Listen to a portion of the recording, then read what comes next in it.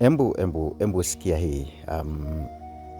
Jamaa yangu mmoja hivi ni hustler, ni mpambanaji. Sasa wakati anajitafuta anaondoka mapema sana, saa 12 kamili au saa 11 anaenda kutafuta pesa.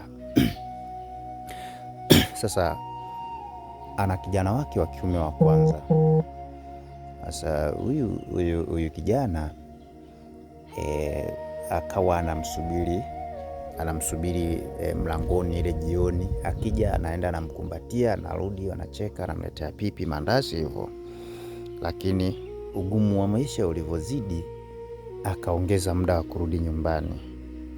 Akawa anarudi saa 4 saa 5, ambapo anakuta ile mtoto alisubiri sana mlangoni, alafu baba hakutokea. Hatimaye anaenda kulala, anasubiri ile saa 12 baba aje, anamsumbua mama, baba aje, anaenda kulala. Sasa yule mtoto mpaka akakata tamaa, akawa anaona baba haji tena, kwa anaondoka, mtoto amelala, anarudi bado mtoto amelala.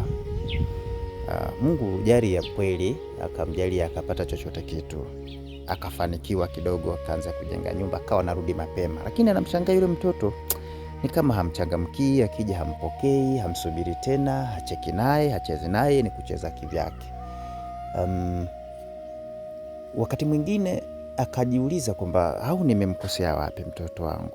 Akajaribu kumuuliza, wala hana muda naye mtoto tu, anacheka na watoto wake, anacheka na mama yake, basi hana muda na baba tena. Amepata pesa ndiyo, lakini amepoteza upendo kwa mtoto,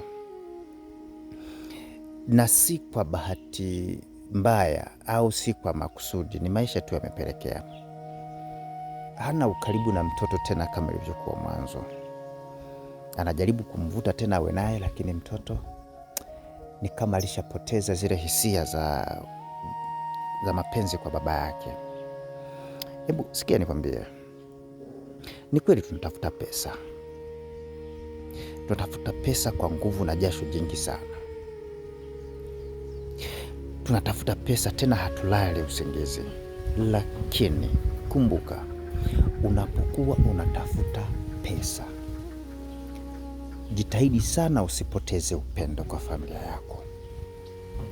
Jitahidi sana usipoteze familia yako kwa sababu ya kutafuta pesa, kwa sababu hicho unachokitafuta ni kwa ajili ya familia yako. Hakitokuwa na maana sana, au hakitokuwa na maana tena kama umepata pesa halafu familia haina furaha na wewe, haina upendo na wewe. Pesa ya kwanza, mali ya kwanza, utajiri wa kwanza ni furaha, upendo na amani. Hivyo vikiwepo, pesa ndipo huonekana ina maana. Tafuta pesa, usipoteze upendo.